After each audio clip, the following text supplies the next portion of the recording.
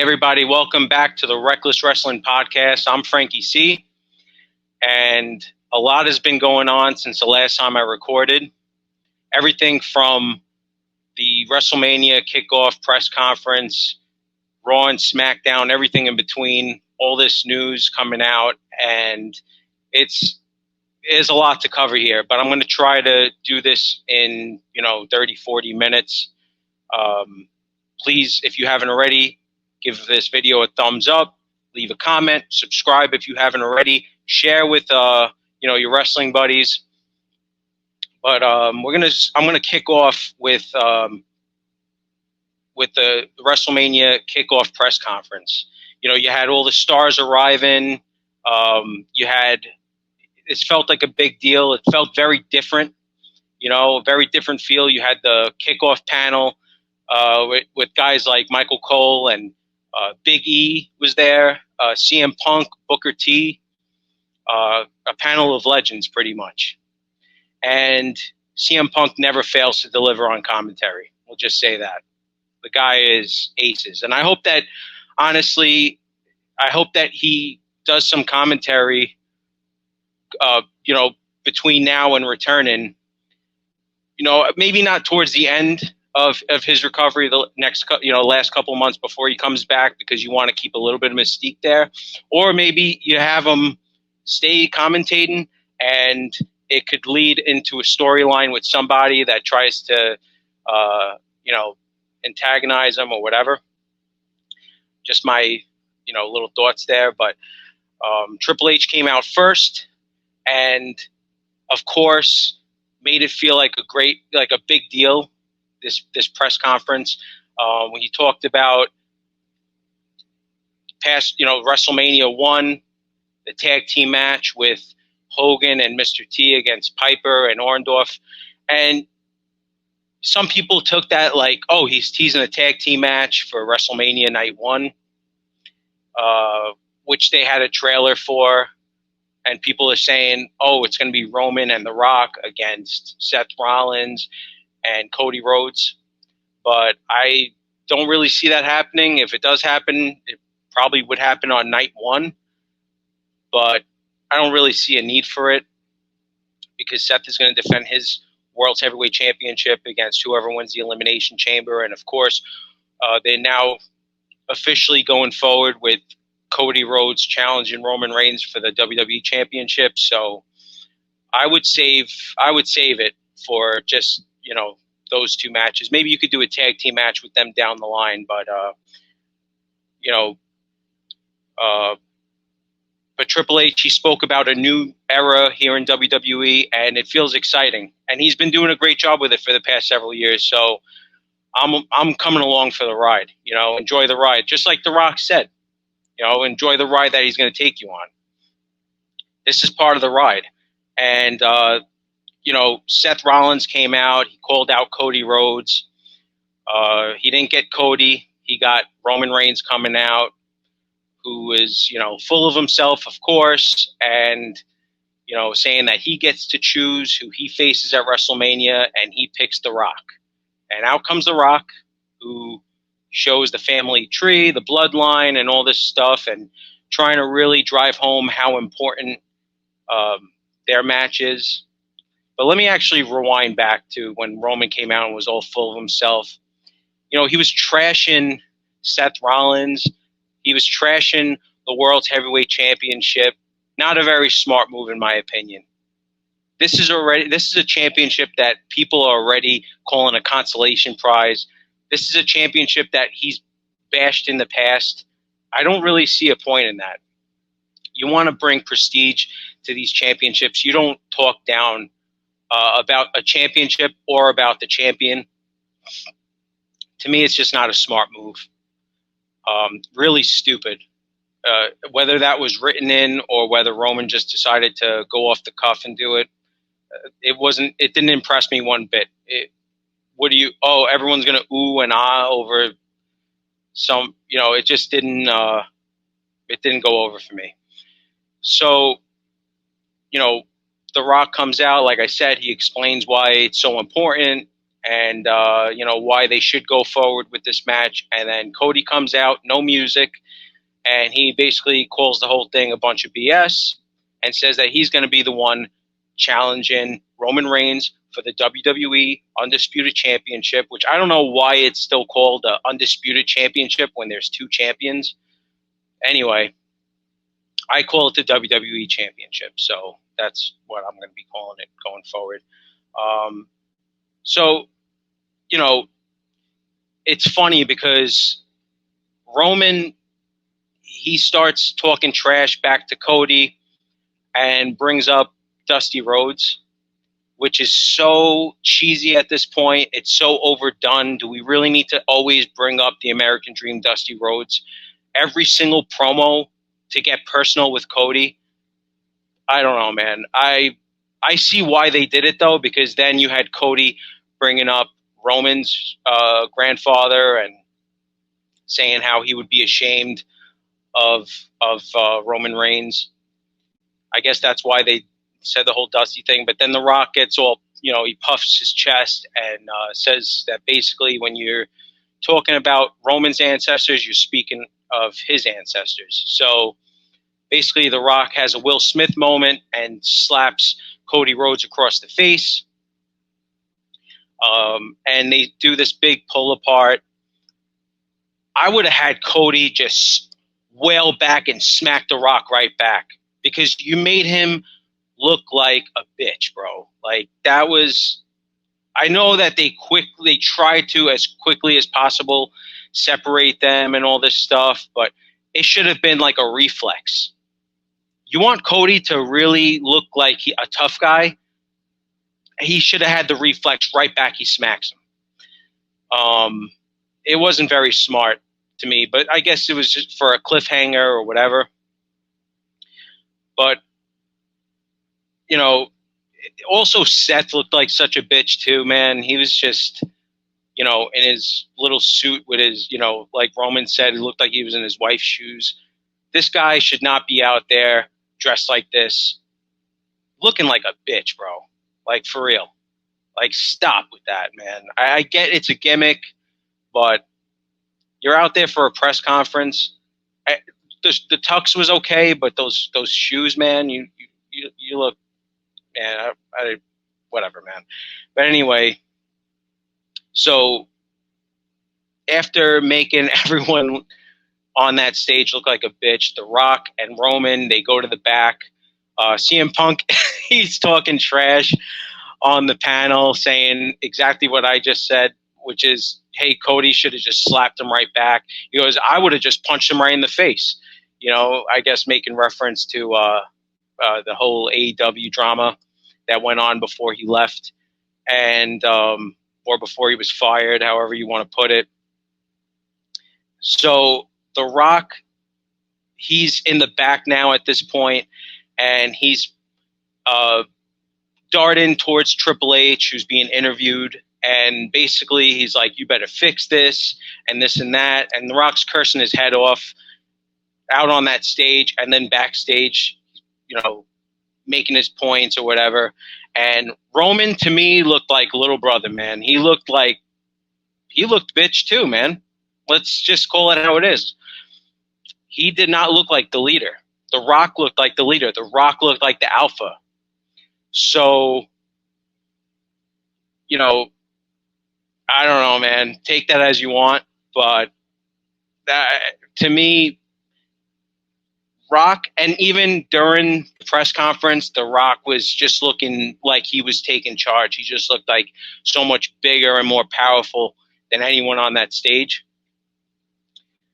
including Roman and including the world's heavyweight champion, Seth, who I don't know if he had any business really being out there after it was announced that Cody was going to face Roman. Seth should have just left.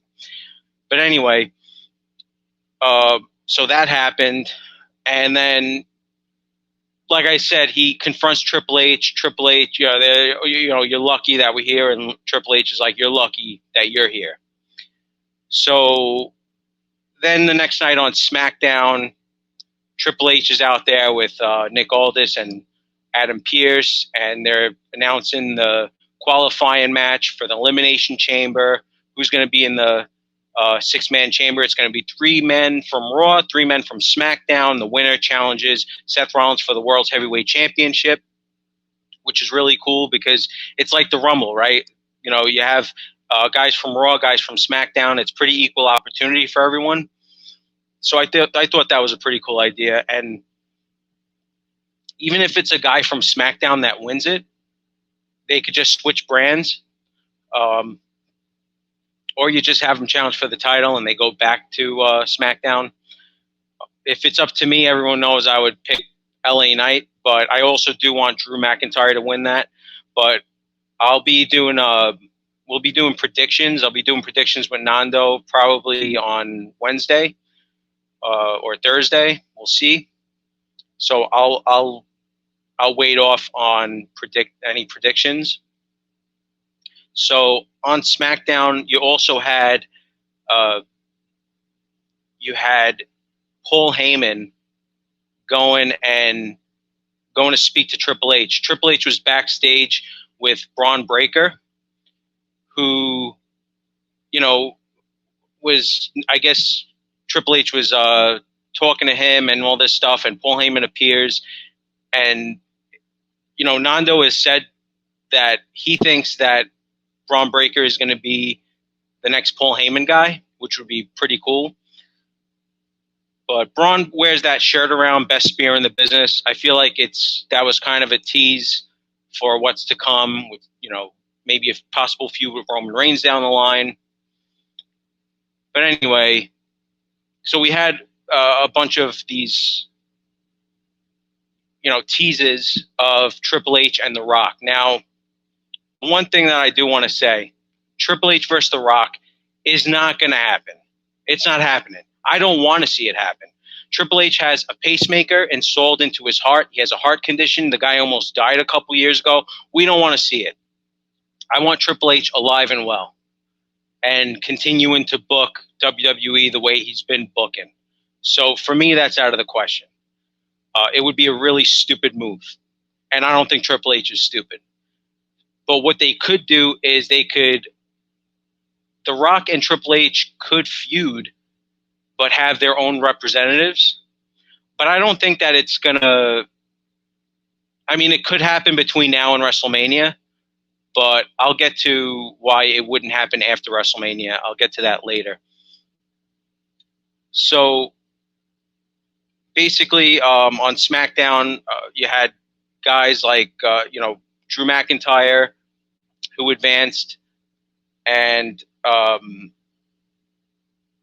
you know, AJ Styles was, the match was, it was AJ Styles versus Drew McIntyre, and LA Knight cost AJ the match. So I feel like, and maybe everyone feels like that's basically setting up for a match with LA Knight and AJ Styles going into WrestleMania. But, you know, even though we were hoping for LA Knight to go after a championship, possibly go after the U.S. championship against Logan Paul, but that might be for Kevin Owens. That might be his spot. And LA Knight against AJ Styles on the biggest stage of them all, you know, WrestleMania, that would be an amazing match anyway. That's a big marquee match for WrestleMania. So I'm cool with that. And you also had Randy Orton advancing when he beat Sami Zayn. So there were your first two people to qualify for the Elimination Chamber are Randy Orton and Drew McIntyre. So, like I said, a lot going on, too much going on. Because then on Raw, you had Seth Rollins cut a promo, and he basically comes out and, you know, says, hey, I don't blame you for choosing Roman Reigns, but now you have to finish the story. Now you have to beat Roman Reigns, you know, and basically offers himself to protect Cody Rhodes, not to protect him from getting hurt or anything like that, or he's protecting him from outside interference, because Seth's whole point was, hey, do you have a plan going into this? And Cody looks at him all confused, like, what do you mean plan? I plan on going in there and kicking this guy's ass. Like, well, what other plan is there? And Seth said, well, you had last year, you had the Usos and Solo interfering, Paul Heyman there, and you need a backup. You need someone to shield you, and who else would be better suited to do that than Seth Rollins? So that was pretty cool. And then over on Raw, you had back to the Elimination Chamber qualifiers. You had Bobby Lashley, who defeated Bronson Reed to advance into the Elimination Chamber. And you also had Sami Zayn in the rafters, being interviewed, and he's going on about how he feels like a failure and all this other stuff with his recent losses, but he's going to pick himself back up and all this other stuff. So I feel like that could be Sami Zayn.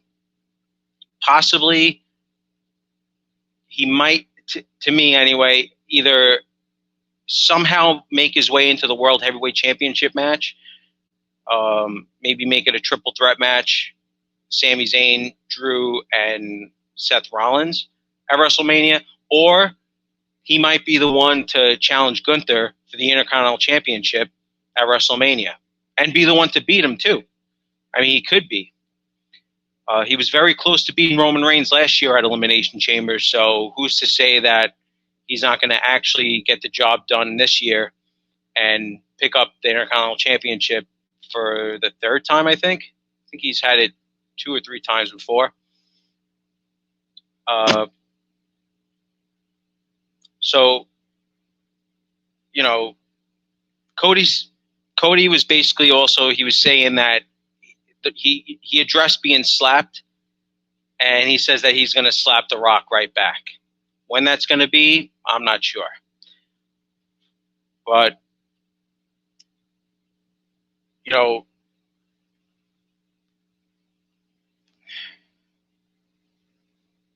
speaking of Drew McIntyre, I just want to quickly go over this little note.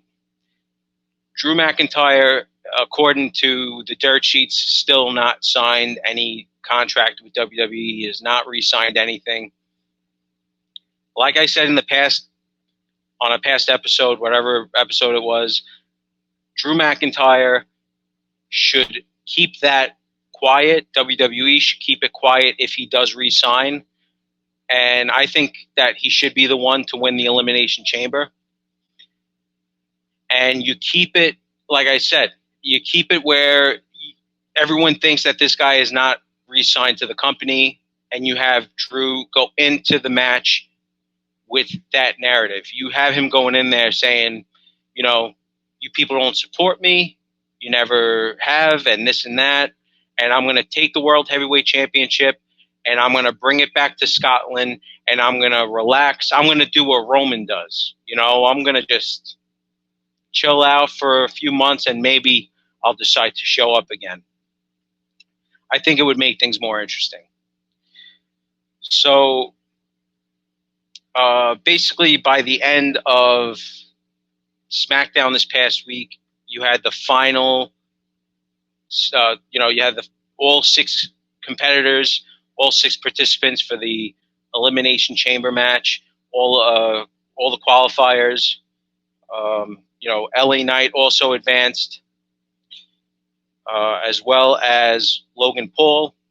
Logan Paul beat The Miz, and you had LA Knight defeat Ivar. So that's going to be, it's a pretty jam-packed Elimination Chamber. You have Bobby Lashley, Logan Paul, Kevin Owens, Randy Orton, Drew McIntyre, and LA Knight. So that's a lot of star power, and I think that they did it this way to they could build the match between Kevin Owens and Logan Paul because they've been feuding, and they can have their final match at WrestleMania for the U.S. Championship. And, it's not going to hurt either one of them to lose the match because you have so many other big stars in the match. I do ultimately feel like LA Knight, I wish. I do ultimately feel that Drew McIntyre is going to win the whole thing. And it looks like they're only going to have 4 matches on the card, just like they did for Royal Rumble, which will give the Elimination Chamber matches more time anyway. So you're going to have yourself the men's Elimination Chamber match. You're going to have yourself the women's Elimination Chamber match. You're going to have the World Tag Team titles be decided the Judgment Day against Butch and what the hell's that other guy's name? Tyler Bate. And then you're going to, of course, have the main event, the World Women's Championship, Rhea Ripley in her home country, defending against Nia Jax. So I think that that's going to be pretty much the card. I don't know Gunther's situation with traveling internationally at this point. He doesn't seem to be doing these overseas PLEs. So I think that that's why they're going to have Gunther defending the Intercontinental Championship against Jey Uso on Monday Night Raw, which airs tonight. So that's pretty much that. The Elimination Chamber match is all set. So the final topic I want to discuss is The Rock joining the Bloodline. So you had The Rock coming out on SmackDown, which the previous week when Paul Heyman barged in on Triple H speaking to Braun Breaker, he said, I'm going to show up next week with Roman Reigns and The Rock. So this week we got that. Now I thought that Triple H was going to be there as well to confront The Rock and to confront Roman Reigns about all this crap that's been happening. But we didn't get Triple H, which is fine. Maybe they're – and we didn't get Cody Rhodes there either. That would have been cool, but I guess they're going to take this nice and slow and have a slow build. So The Rock's out there. Roman Reigns, like I said, he's out there first. And he's talking about, it should have been him and The Rock. This brings out The Rock, who Roman Reigns said he's going to join the Bloodline. So The Rock, basically, he's saying he's going to fall in line like the rest. I don't know, man. The Rock came out there. He didn't look like he fell in line. He looked like he was leading the line. He looked like the leader of the Bloodline, man. He looked like, just like the Nation of Domination, when he basically took that over from Farouk. He looked like he was taking over the Bloodline from Roman Reigns. And, he said that he's going to do everything in his power to make sure that he walks out a loser. And he's pointing to Roman Reigns, which was really interesting. And it's funny because I did say on the previous episode that I would want to say, I quickly said it and I forgot to go back to it. But when I was talking to Nando, I said, I would like to see the return of Hollywood / corporate rock, or, a mix of both. And we did get a mix of both. I was going to say how I wanted him to come back out with the $500 Versace shirts and all this stuff. And he ended up coming out with a Versace vest, which was pretty cool. And he confronted the crowd and called them trailer park trash. And it felt like old school Rocky. It felt like old school heel Rock, and that was awesome. He knew that he had to play into this role. He knows his role. And his role right now is to be the heel, which is amazing. I really enjoy The Rock when he's a heel. I love watching clips of Hollywood Rock, who would come out and just destroy every city that he was in. Or if he was out there doing his rock concert, those were always really funny. And really cool. So he basically ends it where he ends the promo, the segment on SmackDown. Hey, no sing along with The Rock. If you smell what the Bloodline is cooking, and he puts up what seems to be the one, but he puts the thumb out. And a lot of people are speculating that that means that because he was pointing to Roman Reigns when he was saying, I'm going to make sure you walk out a loser, and then plus the L thing, he was basically planting the seeds. Because when Roman came out, here's another thing. When Roman came out for that promo, he did say, like, every single thing that we do here out here tonight is very important, and you need to pay attention. It was almost like you're hinting us that there are going to be seeds planted here. So I thought that was really smart, and it worked out really good. And they did leave a bunch of questions on the table, no pun intended. So I have mixed emotions about this. It's like, did you really have to make it that obvious? But at the same time, it builds anticipation, and it definitely built the matchup. And, you know, just to put a bow on it, I feel like this was the plan all along. Because, like I said in the previous episode, in the previous solo episode, I said The Rock was talking about playing the long game. He likes to play the long game. Okay, you remember this? And the long game is Rock versus Roman at next year's WrestleMania. I already called this. I said it from the start. This is the only thing that makes sense when he said that. So I feel that The Rock is there to make sure that the Bloodline does not interfere. He's going to be some sort of maybe a special guest enforcer for the match, in my opinion. And he's going to just prevent interference on the part of the Bloodline. And I think that we're going to see a new WWE champion, Cody Rhodes. He's finally going to finish the story. And you're going to build up for The Rock and Roman next year for WrestleMania.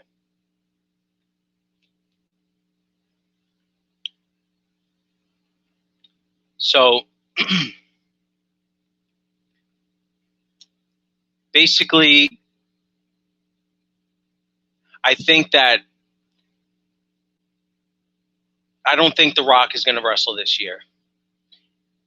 Even though he's been training, he said he's been training, I don't think we're going to get The Rock in the ring this year. Which, I mean, they could have done Randy Orton versus The Rock. They could do LA Knight versus The Rock. They're just not going to do it because, you know, even though they have plenty of time to build it, and I feel like The Rock should have a match since he's been training and all this, but it doesn't seem that way. If they do this tag team match on night one, I mean, I guess it would be all right. But I don't really see what it accomplishes. You could just have the main event for night one be for the World's Heavyweight Championship. Give that championship, since Roman was, you know, crapping all over the thing, make it feel prestigious. Have it be the main event of night one. And have the WWE Championship be the main event of night two. They need to stop crapping on this title. You know, that kind of pissed me off, I'll be honest. Every single time that they're coming out there and trashing this title. It's like, you don't see that the fans have been trashing it since day one. You know, it doesn't do anything for that title. So, I don't know. We're going to see. We're going to see going forward what happens. Will The Rock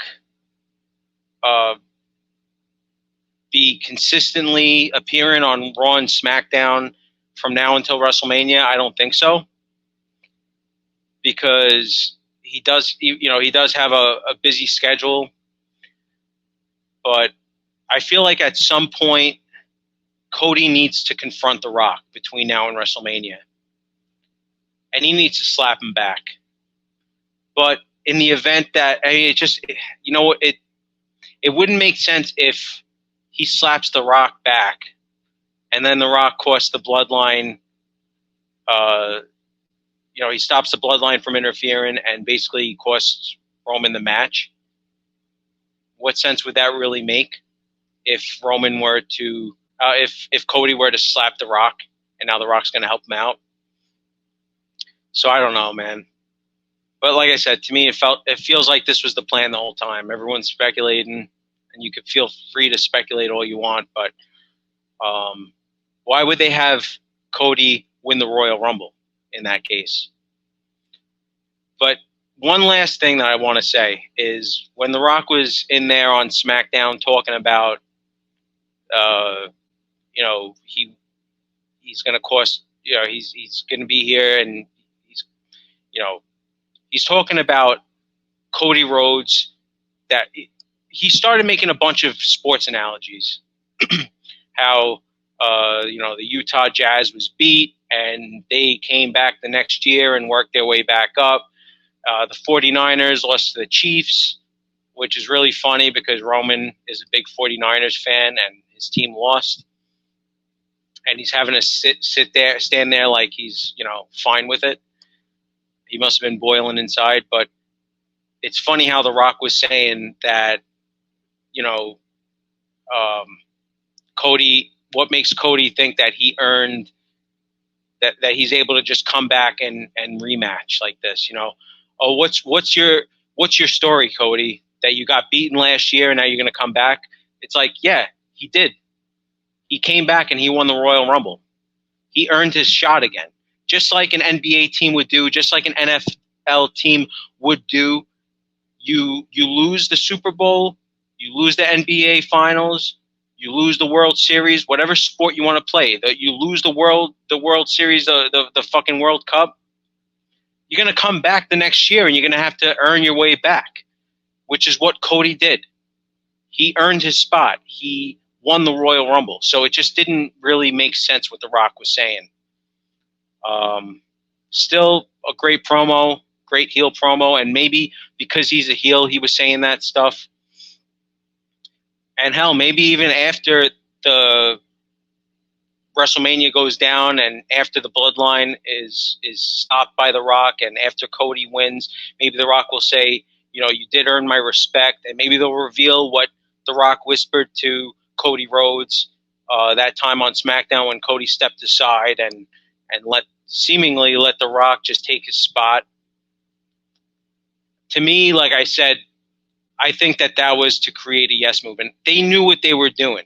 They had to know what they were doing with that. And they built the anticipation of, you know, they got the fans behind Cody in a way that people were still high on Cody. Everyone wanted to see it, but now was like more than ever because people were fighting for it. You know, wrestling fans get very passionate, and whether it's in a good way or a bad way, they get passionate, man. They can make things really tough for the writers at times, but I feel like this was purposely executed. This was a great way. This was just like the Daniel Bryan storyline. And they created a woe movement. So good on them. Good on the whole writing team. Good on The Rock, man. Like, The Rock does not owe the wrestling world anything. For The Rock to put his fingerprints on this year's WrestleMania is a great thing. You're going to bring eyes to the product. People that probably would have never watched it are going to tune in. You know, if they have Peacock already, they're going to be like, wait, The Rock's on it? Let me check this out. Oh, who's this guy? LA Knight? He's awesome. You know, who's this guy? Logan Paul? He's amazing in the ring. He's a jack-off in real life, but he's amazing in the ring. And I think that Logan Paul, he's growing on me, man. I don't care. That was a hilarious promo with him and Kevin Owens, where Kevin Owens, he goes, you know, Kevin Owens is getting into the ring. He goes, you know, get away from me. You know, you smell. And Kevin Owens turns around and he goes, yeah, well, I was bathing in Prime before I got here. And Logan Paul goes, well, it must not have been cherry freeze because that flavor is delicious. That got me, man. That popped me. And you know what? Logan Paul, he's really developing his heel character. It feels like an old school heel character, but modernized, if that makes any sense. So props to him. But like I said, they're going to get different eyes on the product. And I think that's the goal, is to get people that say, wow, this LA Knight guy is cool. This Logan Paul guy is cool. Who's this? Rhea Ripley? She's hot. She's amazing. She's great. And it's to bring new fans to the product. And hopefully they watch the next night on Raw. Hopefully they watch the next SmackDown. And hopefully they watch going forward. And hopefully all you watch this going forward. I want to thank you for tuning in. Like I said, prediction show coming up with Nando either Wednesday or Thursday. So if you haven't already, leave a like, leave a comment, subscribe if you haven't, share this video. And until next time, I'm Frankie C. This has been the Reckless Wrestling Podcast, and I'm out.